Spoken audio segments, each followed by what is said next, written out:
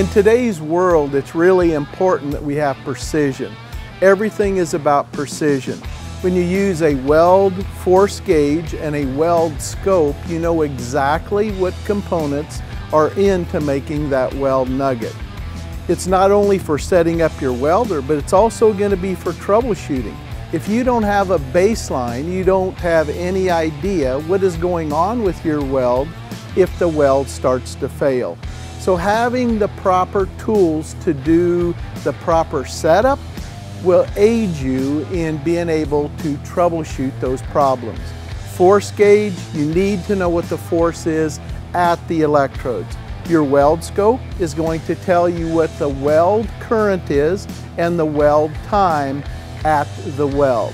Those are the components that you need to have a weld nugget that is going to give you the quality and the ability to use that information to make a production type weld.